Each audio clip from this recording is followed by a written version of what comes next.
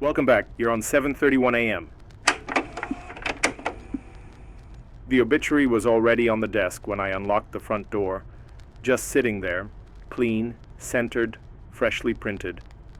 A single sheet of paper on the polished wood of the reception counter. We didn't open for another 20 minutes. No clients were expected. No printer was running. I remember that part clearly. The quiet. The kind of silence you only hear in the early hours of small-town places like Eau Claire, Wisconsin. You could still smell last night's rain in the floorboards. But there it was. A memorial notice for someone we hadn't buried yet. Someone who, as far as I knew, was still alive. It had a name, Albert W. Henley, age 81. The photo showed an older man, silver hair combed back, the kind of stiff-collared shirt only people over 70 wear in public. I didn't recognize him at first. The formatting was strange too, not our standard template. The logo was missing, the footer wasn't aligned, and the wording was wrong, a little too personal. Phrases like, "He waited longer than most," and "He made it to the door, but not through it." It read more like a letter than a death notice. Still, what froze me was the timestamp near the bottom, not a date, not a location, just a single line that said, October 17th, 10:42 a.m. I stood there for a long time, just holding that page. It didn't feel right. The paper was warm, almost like it had just come out of the machine. But our printer hadn't made a sound. I checked the tray. Empty. No duplicates. I even pulled the plug to be sure. The print log on the office computer had no recent jobs listed, and no one else had been in the building since I locked up the night before. At first I thought it had to be some kind of prank, maybe a morbid joke left by one of the interns. But we didn't have any interns, just me, for that week anyway. I was covering the desk while our manager, Marlene, recovered from surgery. The place ran quiet during the weekdays. No scheduled funerals, just walk-ins, phone calls, and maybe the occasional floral delivery. Most of the time, it felt more like working in a museum than a business. Slow, still, quiet. Too quiet. But that morning, with the obituary in my hands and the clock ticking toward 10:42, the silence felt like it was holding its breath. It wasn't until the next day that I recognized the man in the photo, because at exactly 10:42 a.m., he walked through our front door. He looked exactly like the picture. Same silver hair, same upright posture, same quiet, careful eyes, like someone who didn't trust time anymore. He stepped in slowly, removing his cap as the door clicked shut behind him. There was a politeness to the way he moved, like he didn't want to disturb anything, like the room might break if he stepped too hard. I greeted him automatically, still a little off balance. I wasn't sure what I expected, but it wasn't him, not in the flesh, not right on schedule. When I glanced at the clock, it had just turned 10:42. He apologized for arriving early, said he didn't like being late for serious things. I almost asked, "Early for what?" but the words got stuck in my throat. He said his name, Albert Henley. And I felt something low in my chest, tighten. I had the page folded inside my drawer, and suddenly I didn't want to look at it again. He was there to make arrangements for his wife, who had passed the week before. Nothing unusual, no ceremony planned, just a quiet cremation and some paperwork. He had her ID, her ring in a little felt pouch, and a small photo of her smiling on their porch last fall. Everything about him was ordinary, until it wasn't. He paused once while filling out the forms, pressed his hand to his chest and winced, like something inside him was trying to shift out of place. I asked if he was all right. He smiled, a tired, familiar kind of smile, and said he'd just been feeling a bit of pressure lately, like someone standing too close behind me. I laughed politely. He didn't. What unsettled me most wasn't his words. It was the way he kept glancing toward the back hallway, toward the prep rooms, like he already knew the layout, like he'd walked those halls before. At one point, he even asked, "Did they repaint the chapel walls?" I told him no, not for years. He just nodded like he expected that answer. like he was checking a memory against the present. After the forms were done, he stood quietly in the lobby for a long time. I asked if he needed help getting back to his car, but he shook his head. Said he just wanted a moment alone. I let him be. 5 minutes later, he was gone. I didn't see him leave. No door chime, no footsteps, but the front lobby was empty, and sitting in the bathroom at the end of the hall was his body. He was lying on the floor just inside the bathroom door, one hand braced against the sink, the other curled loosely at his side, eyes open, mouth slightly parted, like he'd been about to speak. No blood, no trauma, just stillness, like someone had paused him mid-thought. His coat was neatly folded over the edge of the counter, his cap placed gently on top. I remember standing there for a few seconds, frozen, not from shock exactly, more like the way you freeze when a story turns into something else entirely. We called it in as a natural death. The EMTs found nothing unusual, no external signs, no evidence of a fall. The report would list it as a cardiac event. That's what they always write when there's no better explanation. I gave my statement, signed a few forms, kept my voice steady. But what I didn't say was that I already knew the time of death before anyone checked a pulse. I waited until everyone was gone. Then I pulled open my drawer and took out the obituary.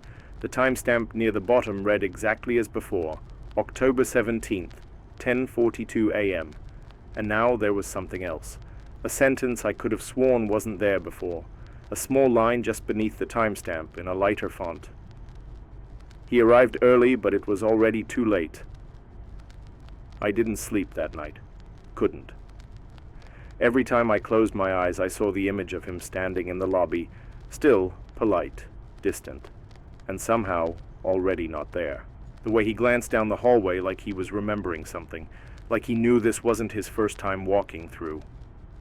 And the worst part, I had the gut-deep certainty that the obituary had been printed before he died, not by accident, not as a mistake. The next morning I checked the printer history again. Still empty. No documents sent, but sitting on the edge of the print tray was another obituary. Different name, different face.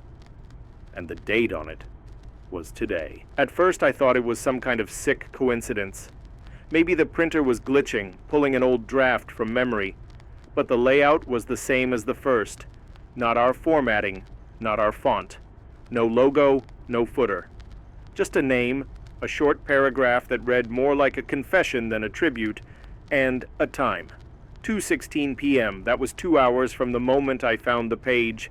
The name on it was Emma Lynn Godfrey, 72. I didn't recognize her face at first. She looked tired in the photo.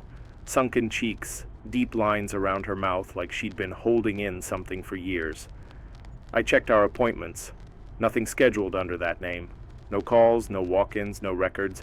I told myself maybe it was a mix-up, maybe she had already passed and someone sent a draft obituary to the wrong printer. But it was all too familiar now. The same eerie phrasing, the same offbeat tone, like someone writing from just outside the world we live in. I was still staring at the page when the front door chimed. A woman stepped in, thin, pale, wearing an old blue cardigan that hung off her shoulders. She didn't speak at first, just looked around slowly, like she was seeing the place, through memory instead of sight. Then she said, "I think I'm supposed to talk to someone about arrangements." I asked her name. She said, "Emma Godfrey." My throat went dry. I asked if she had an appointment. She smiled, not kindly, not cruelly, just patiently. "No, I don't think so, but I don't think I'll be long." She sat quietly in the lobby, hands folded over her lap. I didn't know what to do. Didn't know if I should call someone or just wait it out. I kept glancing at the clock, watching the numbers climb toward 2:16, like the second hand was dragging something with it. At 2:14, she stood up, walked toward the hallway. I called after her, but she didn't turn. She stepped out of sight behind the chapel doors and never came back out. When I opened the door, the room was empty. No body, no sound, no trace she'd ever been there, except for the obituary, which now had a new line at the bottom. She left before anyone noticed. After that, I stopped trying to explain it. There was no logic to reach for, no file to pull, no phone call to make. I checked with the local hospitals, the obituaries in the Eau Claire Leader telegram, even scanned the city's death records. Nothing. No Emmeline Godfrey, no date of birth, no death certificate. As far as the world was concerned, she'd never been here and never died.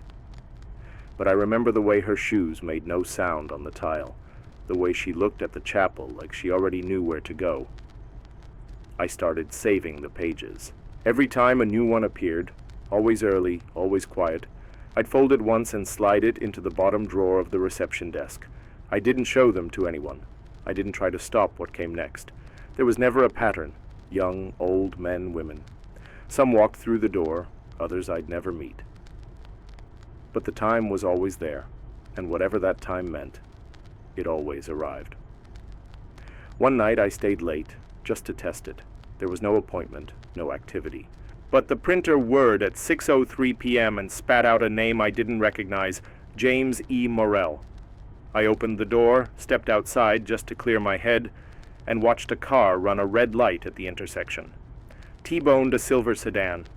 First responders arrived fast. The driver was already gone. Later, when the news posted the update, they confirmed the name. James. Same spelling, same middle initial. After that, I stopped fighting it. Now I come in early, make coffee, turn on the lights, and check the printer tray. If there's a page waiting, I read it once. Then I file it. Not to prevent anything, not to prepare, just to see who's next. I didn't notice her at first, not clearly. There was just a moment, barely a flicker, where I thought I saw someone standing behind me while I was working on the body. A reflection, faint and blurred, in the edge of the old vanity mirror they kept in the prep room. I turned around, expecting to see someone, anyone. But the room was empty. Just me, the embalming table, and the soft hum of that ancient overhead light. I told myself it was just a shadow, or maybe my own shape doubling back at me. But deep down, I knew the air had shifted. Something was off.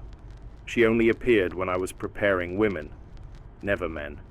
And only when I looked into the mirror, never directly.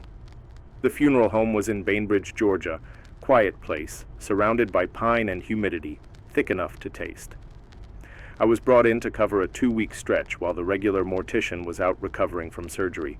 I didn't ask too many questions, just needed the money. The couple who ran the place, both in their late 70s, were kind but distant, gave me a list of instructions, a ring of keys, and a pot of weak coffee that never seemed to empty. My job was simple.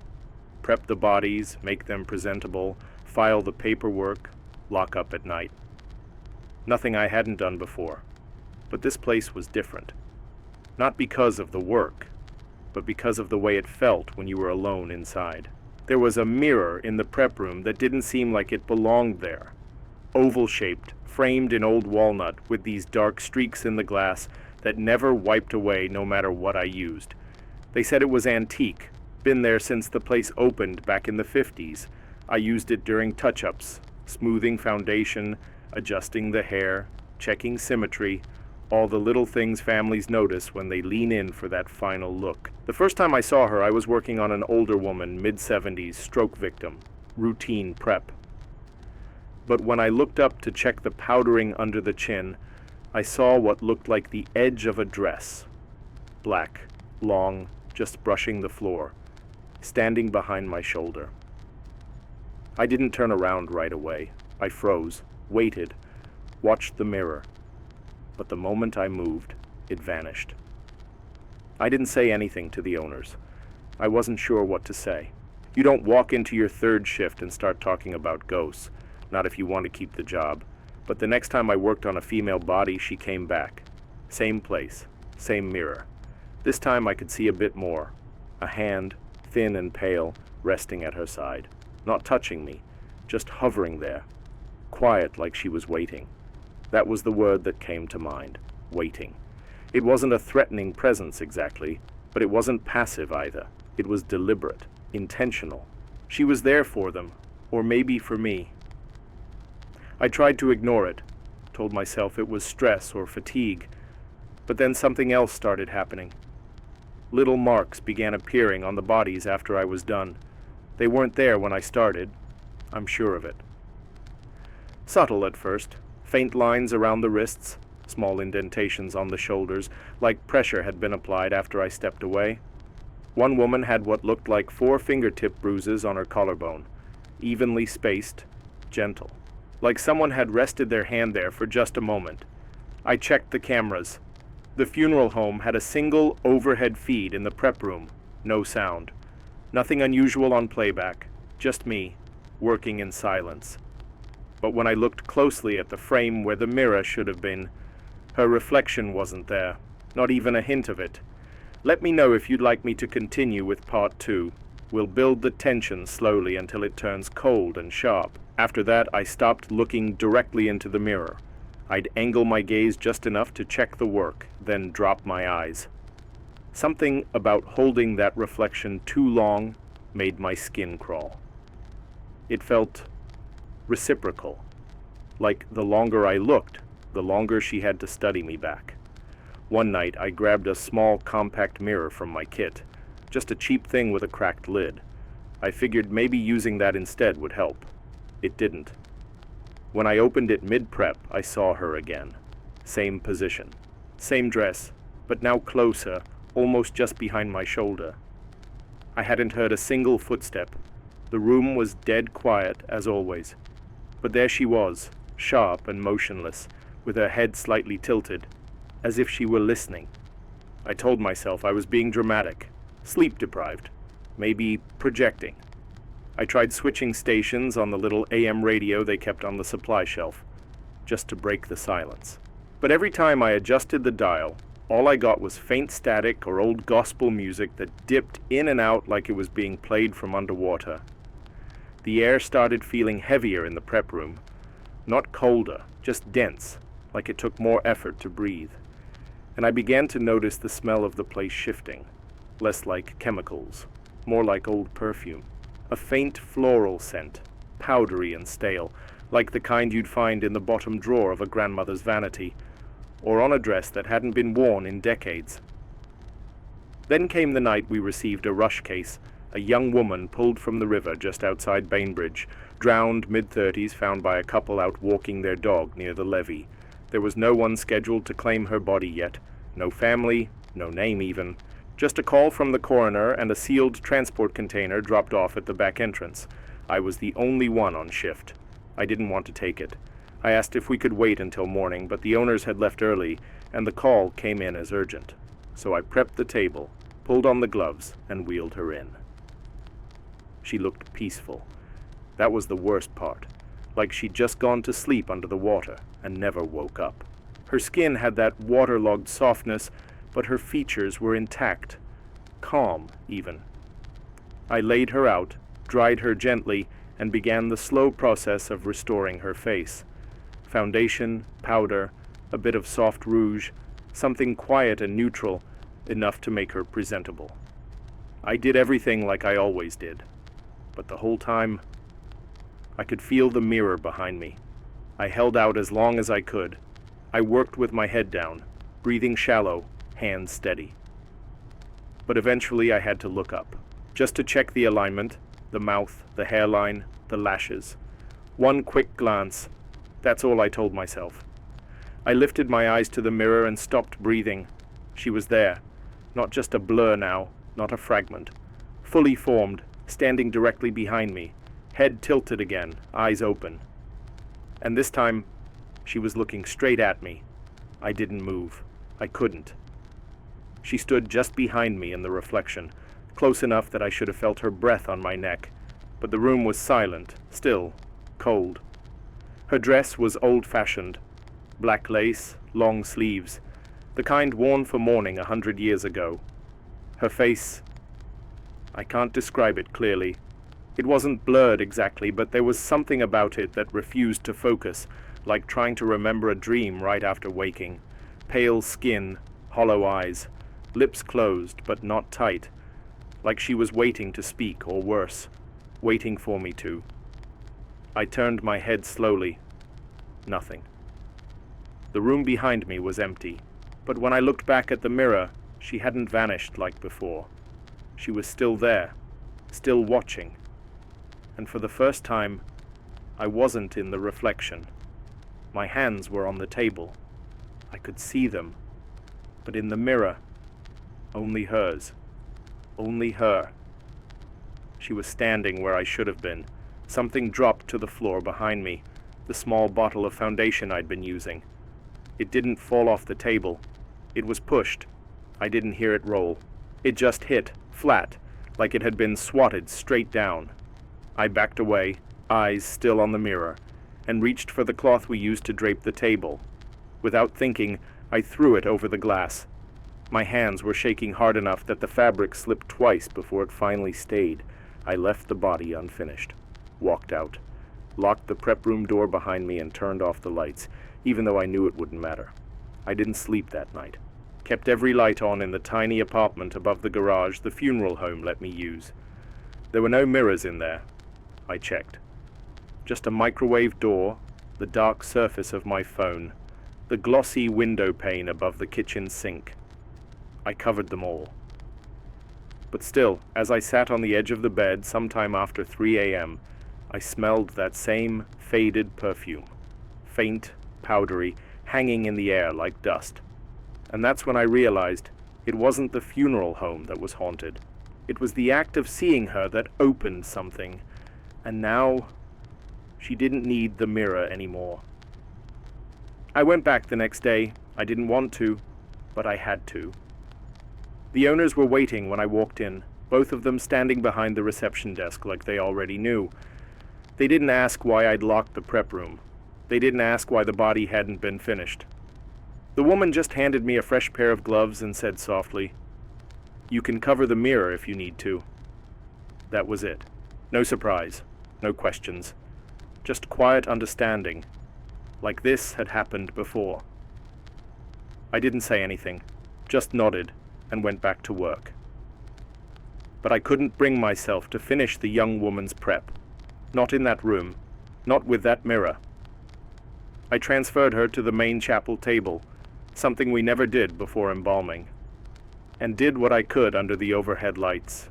No reflections, no shadows, just my own hands, shaking a little more than I like to admit. After that, I started avoiding the prep room completely. I stayed upstairs when I could, answered phones, filed reports, kept busy with anything that didn't involve looking into glass. But she still found ways to follow. Sometimes, walking past the front windows at dusk, I'd catch her shape reflected in the glass, faint and sideways like she was standing in the street behind me. Once I was washing my hands in the staff bathroom, fluorescent lights buzzing, and for just a second, I saw her face instead of mine in the mirror.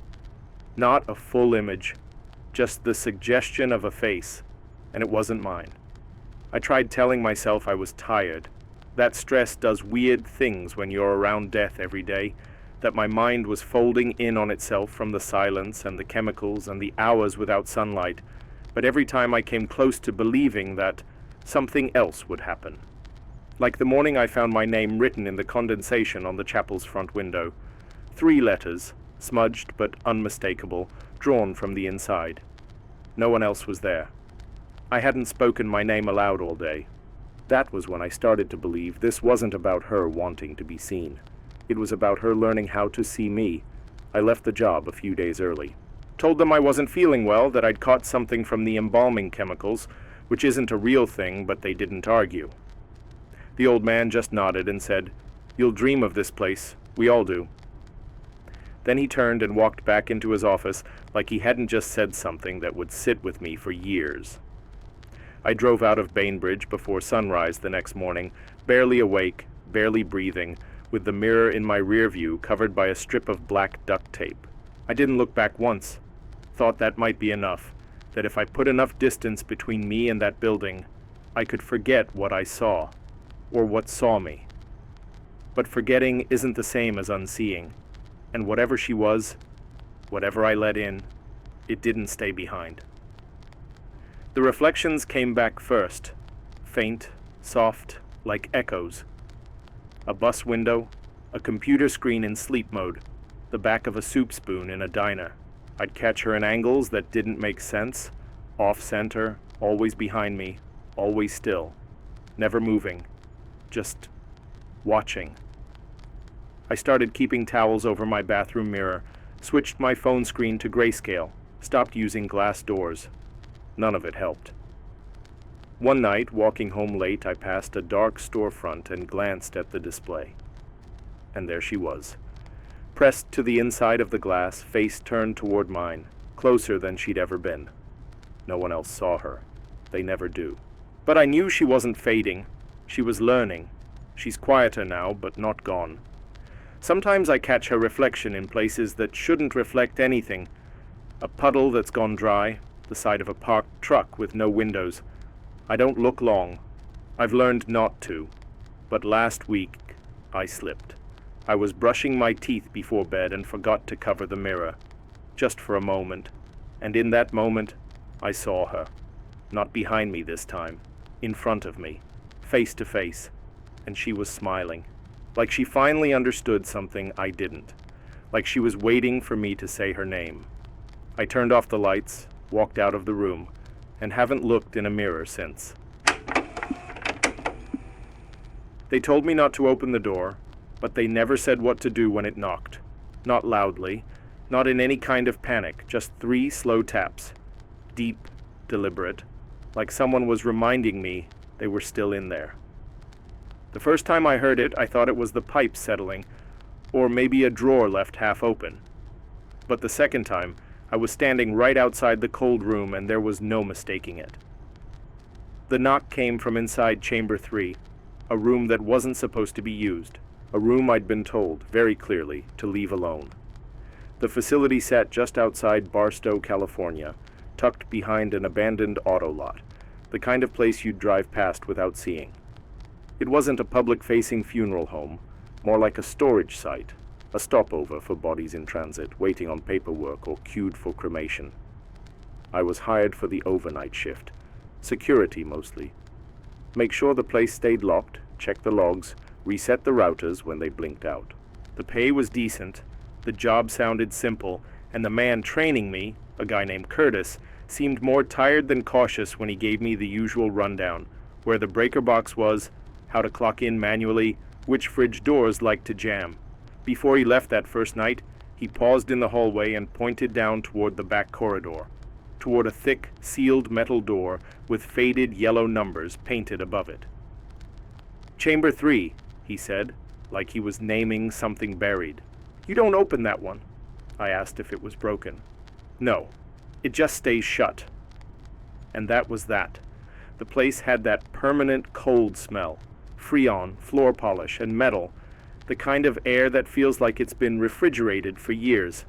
I did my rounds, made a few notes in the logbook, read half a paperback I'd brought, and drank bad coffee from a dusty vending machine in the corner. It wasn't until close to 3 a.m. that I heard it, faint, from deep in the hall. A sound that didn't fit. 3 knocks, evenly spaced, not hurried, not angry, like someone patiently asking for your attention. But the room was empty. It had to be. I walked down the hallway slower than I needed to, partly because the overhead lights were flickering like they always did, and partly because the air felt different down there. Heavier. Not cold exactly, just still, like the room was holding its breath. The walls near Chamber 3 were lined with old gray tile that never got warm, no matter the hour. The kind of surface that made sound feel closer, sharper. I stopped a few feet from the door and waited, ears straining. Nothing. No voices, no hum from equipment, just silence. Then the low creak of something shifting inside. I checked the clipboard hanging on the hook beside the door. Chamber 1 and 2 were in active use, tagged bodies, transport dates, proper logs. Chamber 3 had a note from over a year ago. A date, no names, no labels, no entries since. The refrigeration unit was listed as disconnected. A red sticker, half-peeled, read, Do not use. Temp control offline. There wasn't even a handle on the outside, just a recessed key panel and a single locking bolt, like something meant to be shut from the outside and never opened again. I told myself it was an echo, an old vent expanding, maybe a shift in air pressure. But when I leaned a little closer, I swear I felt something, a soft draft. Not of cold, but of damp. Like when you open an old freezer that's been unplugged too long and all the trapped moisture escapes at once. Only this one hadn't been opened at all, at least not by me. I made a note in the logbook. Strange noise near Chamber 3. No access attempted, no signs of entry. Then I left the hallway and didn't walk back down there again that night. But the next shift, that door knocked again, and this time, it knew I was listening. It started the same way. Silence, then 3 slow knocks. But this time, it wasn't just the sound. It was the pause after, like waiting. Like whatever was behind that door wanted to know if I'd respond. I didn't.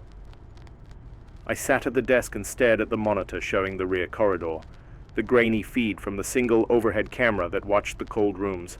And at exactly 2:17 a.m. the image glitched. Not for long, just a second. The frame stuttered, lines of static broke the picture, then it returned. But when I scrubbed through the playback, there was one frame, one single frame where the screen froze with something pressed against the glass window of Chamber 3. It wasn't clear, just the hint of movement, like a palm, flat against the inside of the door, long fingers, too long. I printed the frame and circled it in red ink, even though I didn't know why, just something to prove to myself it happened. Then I put the paper in my bag and locked the office door. Didn't sleep when I got home. Couldn't. On my third shift, I noticed something new. The bolt on Chamber 3. It wasn't flush, not broken, just loose, like it had been turned slightly from the inside, which made no sense. That room was empty, no entry, no power, no way for pressure to shift, no reason for the steel to feel warm. I didn't open the door. I just stood there, staring at it, listening. And for a moment, just one, I thought I heard something breathing. Not panting, not deep, just breath. Quiet, steady, just behind the metal.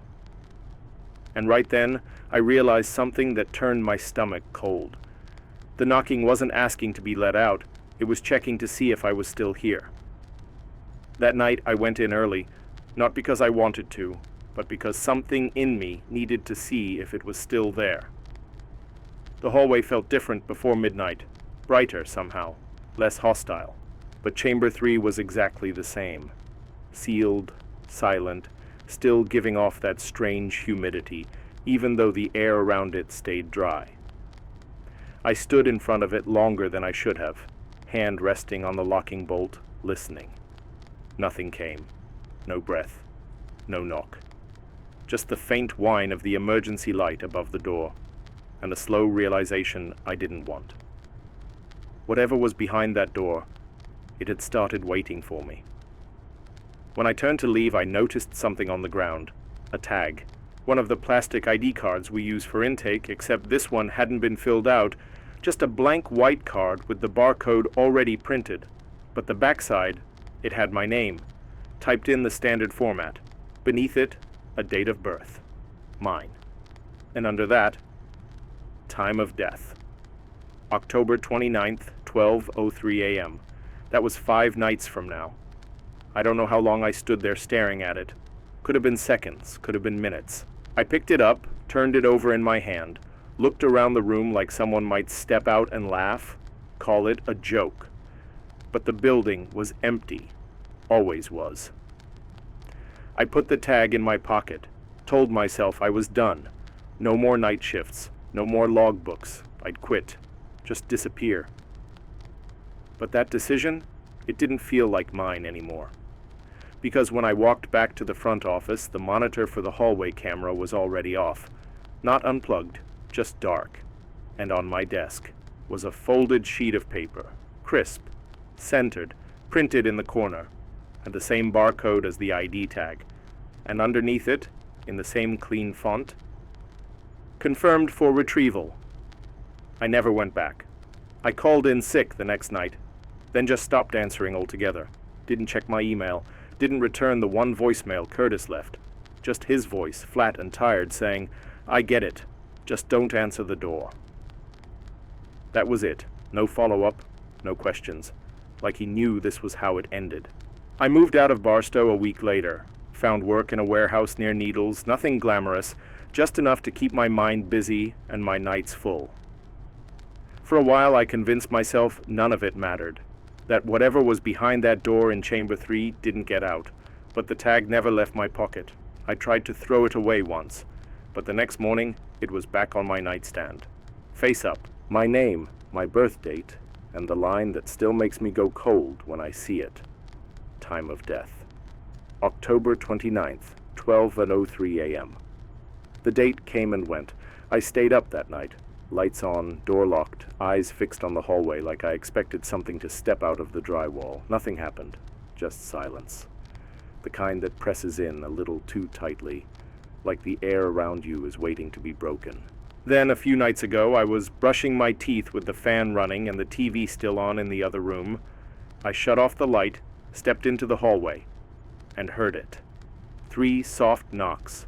Not from the front door, not the window, from inside the closet at the end of the hall, even, spaced, familiar. I didn't open it. I didn't move. I just stared at the thin line of shadow beneath the door, waiting to see if something shifted. It didn't. Not that night. But now, it's every night, always around the same time. Sometimes it's the closet. Sometimes it's the bathroom mirror. Once, I swear it came from inside the wall above my bed. It's never loud. It doesn't force its way in. It waits, like it always did. And I understand now. It never needed the cold room. Never needed the door. Just someone willing to listen long enough to make space for it. And I did. I listened. And now, it's waiting for me to listen again. Thanks for tuning in to 7:31 a.m. tonight. If you're new here, like and subscribe, and we'll catch you on the next signal.